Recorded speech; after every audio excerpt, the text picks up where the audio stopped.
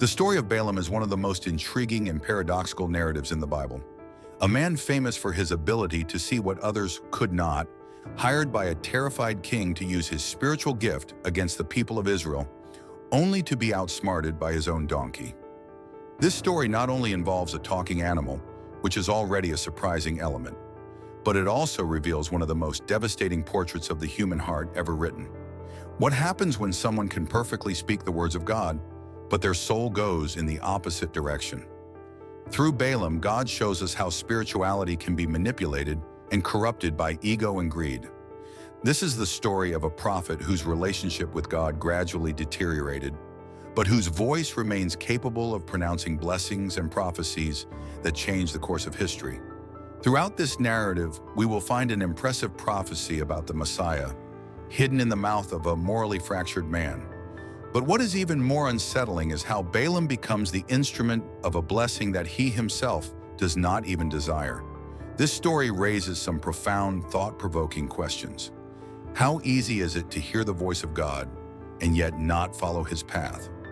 How many times do we find ourselves doing what we shouldn't, even though we know it is right? As we delve into the story of Balaam, prepare to explore not only the events that marked his life, but also the eternal lessons he leaves us. Can you imagine what it would be like to see a prophet who once walked with God, but let himself be dragged away by his own desires? This is the tragedy of Balaam, a man who heard the voice of God, but whose heart never aligned with it. In a distant land on the plains of Moab, King Balak was terrified. Israel, after wandering for 40 years in the desert, had achieved something no one in the region thought possible. They defeated two powerful kings, Sihon, king of the Amorites, and Og, king of Bashan. No one thought such military forces could fall, but Israel did it, and now they were camped on the border of Moab at the gates of his kingdom. Balak, seeing the power and victory of the Israelites, was filled with fear. The verse in Numbers 22:3 tells us that Moab was exceedingly afraid and distressed by the presence of the Israelites. The Hebrew word used here, "cuts," denotes not only fear but a visceral sense of repulsion. It is an anxiety so deep that it causes chills. Balak was not just worried. He felt deeply sickened by the threat the Israelites posed, to the point that the mere thought of it provoked a physical reaction of repulsion. Instead of raising an army to face Israel, Balak decided to resort to a more subtle, yet equally effective means. The desperate king sent messengers across 300 miles to the region of the Euphrates to find a man known for his ability to see the invisible, a man named Balaam. This man was a famous diviner who lived in Pethor and whose reputation as a prophet had reached far and wide. It is interesting how the narrative begins to structure itself from the very beginning, using the characters' names as symbols of what is to come. The name Balaam, comes from the Hebrew root Bala, which means to swallow or to destroy, and Am, which means people. Balaam's name can be translated as destroyer of the people, an irony since this is the man chosen to curse God's people. Balak, whose name comes from the Hebrew root balak, which means to devastate or to destroy, represents the destructive force facing Israel. Balak was not simply scared. He was willing to spend large sums of money to ensure that Balaam accomplished his task. The stage was set for a spiritual battle to unfold, and the Moabite king had chosen the right man to do it, or so he thought. Balaam was known for his ability to invoke curses and blessings. The people of neighboring nations knew that if anyone could change the destiny of a people through the spoken word, that someone was Balaam. But at the same time, Balaam was not just any prophet. His knowledge of the things of God, although real, had been corrupted by his greed. Although he had heard the voice of God in the past, his heart had slowly drifted away, and now he was willing to sell his gifts for money. Balak did not just want Balaam to curse Israel. He wanted him to do it in a way that left no doubt about the power of Moab. To achieve this, he did not just send an ordinary message, but a high-ranking delegation, loaded with riches, hoping that this would be enough to corrupt the prophet and get what he desired. Balak's message was clear. Come curse Israel, for they are stronger than we are. We have no chance of defeating them, but if Balaam helps us, we might be able to weaken them. In this way, Balak hoped to use Balaam's spiritual power as a tool to halt Israel's victory. Balak's fear and his strategy of turning to Balaam underscore a profound truth. Fear can lead people to make desperate decisions, such as seeking the intervention of spiritual forces to save themselves, without fully understanding the consequences of these actions. While Balak thought he was taking control of the situation, in reality he was walking directly into the divine plan that could not be stopped. Upon receiving Balak's invitation, Balaam found himself facing a moral and spiritual dilemma. Balak's messengers arrived with promises of wealth and honor, but also with a clear mission: to curse the people of Israel. Balaam, upon receiving the proposal, did not rush to give an answer. Instead, he asked them to spend the night there so he could consult with God. It is interesting that, despite being alienated from a true relationship with God, Balaam still appeals to the God of Israel. Instead of resorting to his own methods of divination, as he usually did, the prophet returns to the roots of his knowledge, seeking divine direction. The fact that Balaam uses the name of Yahweh, the God of Israel, when addressing the messengers is already a significant clue. At one point, Balaam was a genuine prophet of God, but his greed had led him away from the true faith. Despite this, he continues to invoke the name of Yahweh, as if he still believed he had a connection with him. In his heart, he knows that the God of Israel is the only source of real power, but his desire to obtain material rewards clouds his judgment. That night, God responds to Balaam with clarity: "Do not go with them. You must not put a curse on those people, because they are blessed." Numbers 22:12. It is a direct and resounding answer. God has made it clear to Balaam that he must not get involved in this plan, which goes against the divine purpose for Israel. But despite this answer, Balaam does not stop there. The prophet, instead of rejecting the offer from Balak and his messengers, asks them to stay another night, hoping that perhaps God will change his mind. This is the first sign of Balaam's corruption. He does not disobey immediately, but he does begin to yield to temptation. He appears devout, but he continues to look for an answer that favors him. It is as if he were waiting for authorization to do what he already had in mind.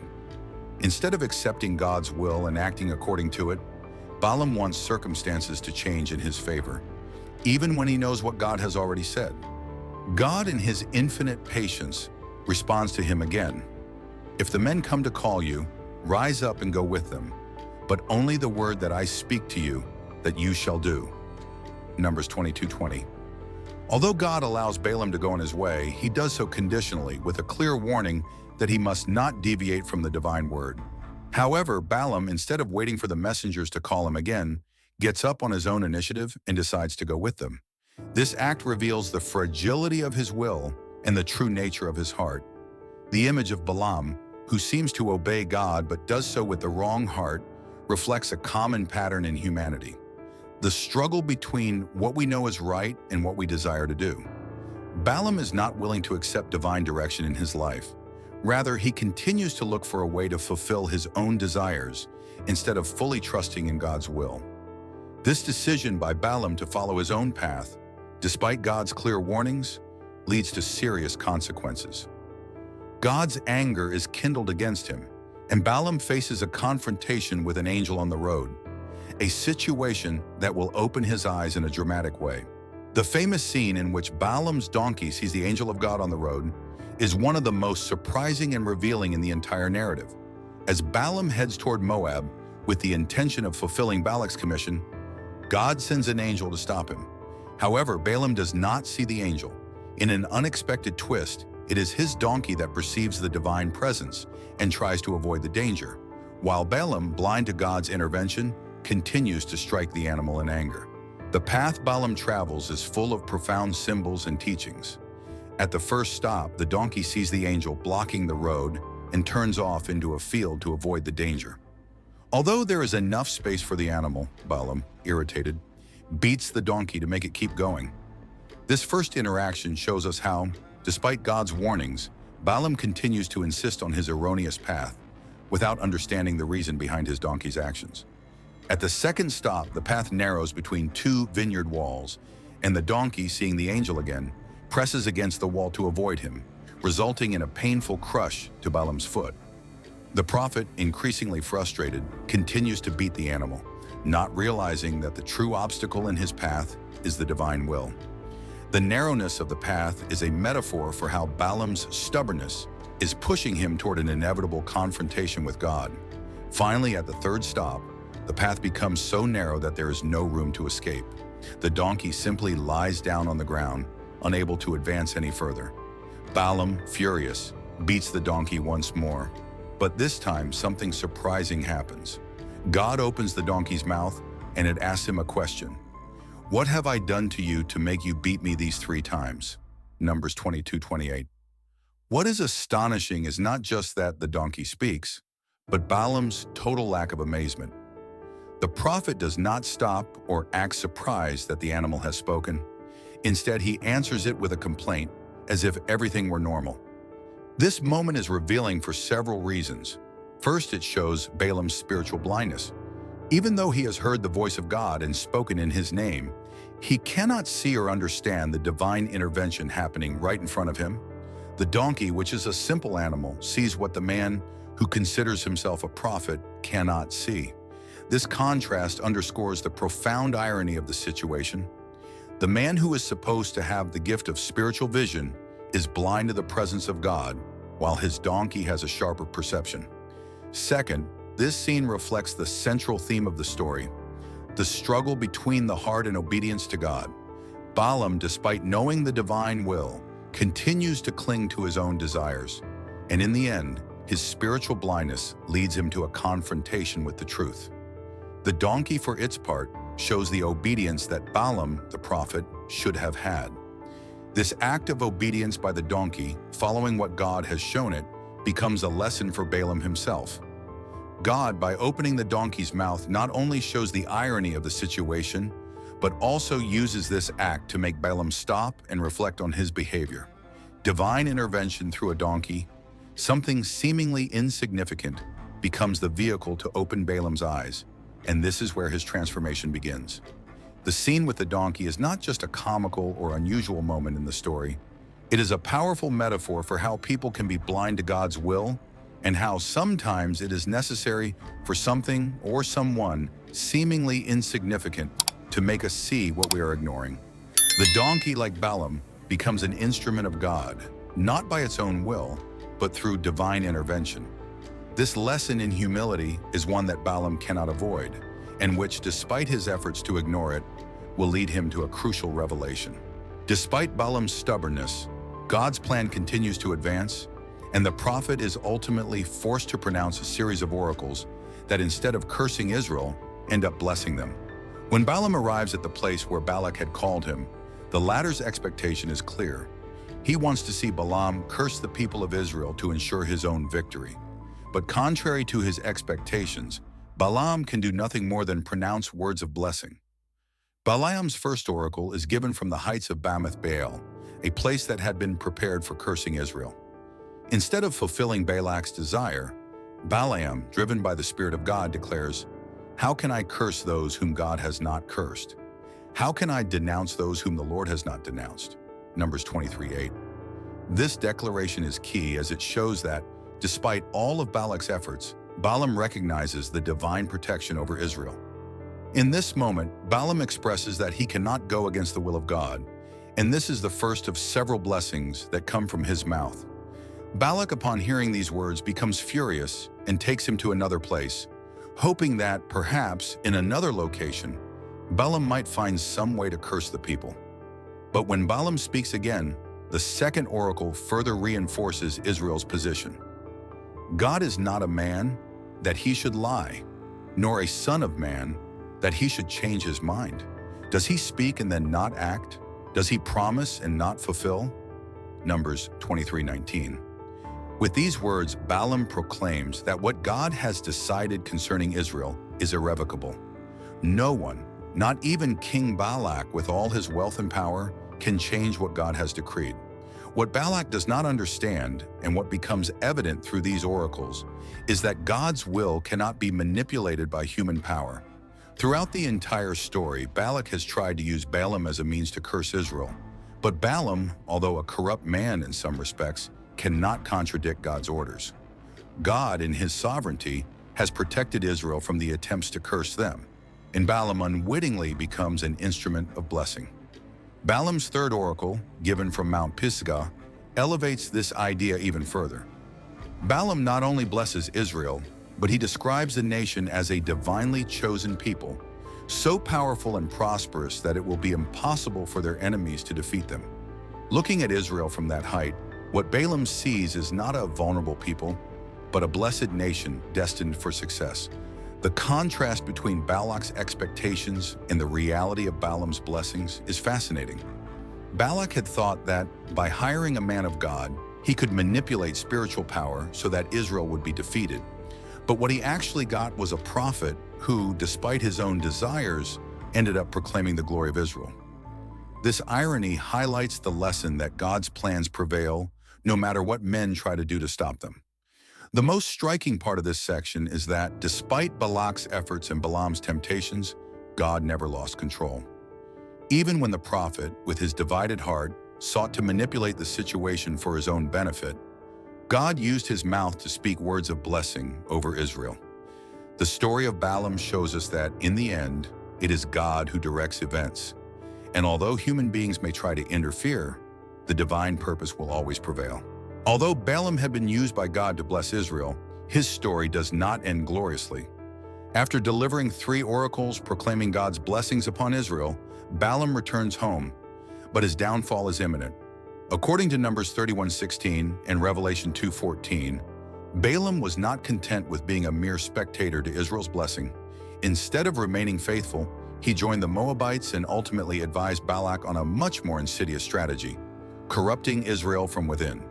Balaam suggested to the Moabites that they send their women into the Israelite camp to seduce the men of Israel and lead them into idolatry and sexual immorality in the worship of Baal-peor. This tragic action resulted in the death of 24,000 Israelites due to the plague sent by God as punishment for their sin. Numbers 25. Balaam, who had originally been a prophet of God, became an instrument of evil and betrayed God's people for personal gain. His story is a painful reminder that knowing God's will and speaking his words does not guarantee that someone will remain faithful. Balaam heard the voice of God more clearly than many others, but he allowed his love for money and power to lead him down the path of destruction. Even though God used him to bless Israel, Balaam went astray and used his divine knowledge to wreak havoc on God's community. The story of Balaam culminates with a warning in the New Testament, where he is mentioned as an example of the way of Balaam, a man who pursued material gain at the expense of his relationship with God.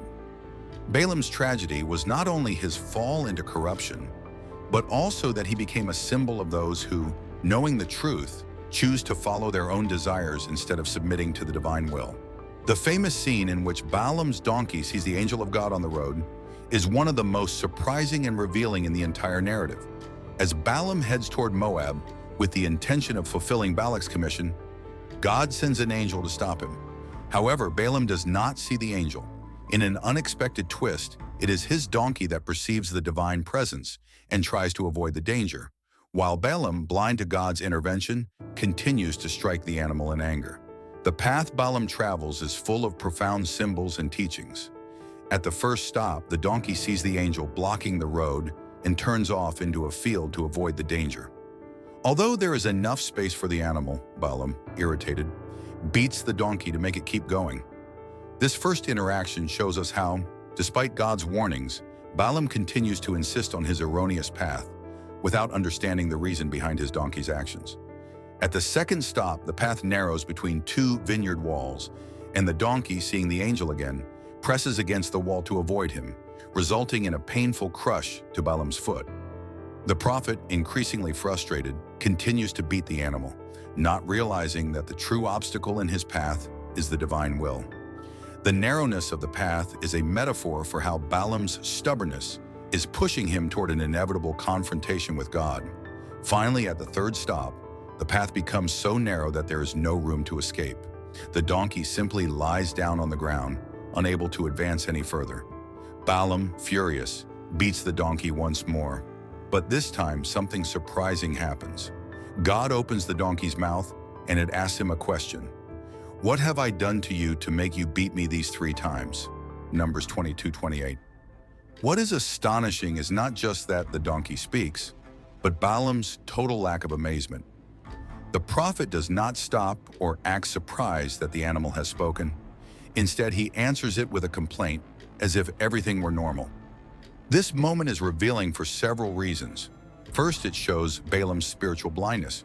Even though he has heard the voice of God and spoken in his name, he cannot see or understand the divine intervention happening right in front of him. The donkey, which is a simple animal, sees what the man who considers himself a prophet cannot see. This contrast underscores the profound irony of the situation. The man who is supposed to have the gift of spiritual vision is blind to the presence of God, while his donkey has a sharper perception. Second, this scene reflects the central theme of the story, the struggle between the heart and obedience to God. Balaam, despite knowing the divine will, continues to cling to his own desires, and in the end, his spiritual blindness leads him to a confrontation with the truth. The donkey, for its part, shows the obedience that Balaam, the prophet, should have had. This act of obedience by the donkey, following what God has shown it, becomes a lesson for Balaam himself. God, by opening the donkey's mouth, not only shows the irony of the situation, but also uses this act to make Balaam stop and reflect on his behavior. Divine intervention through a donkey, something seemingly insignificant, becomes the vehicle to open Balaam's eyes, and this is where his transformation begins. The scene with the donkey is not just a comical or unusual moment in the story. It is a powerful metaphor for how people can be blind to God's will and how sometimes it is necessary for something or someone seemingly insignificant to make us see what we are ignoring. The donkey, like Balaam, becomes an instrument of God, not by its own will, but through divine intervention. This lesson in humility is one that Balaam cannot avoid, and which, despite his efforts to ignore it, will lead him to a crucial revelation.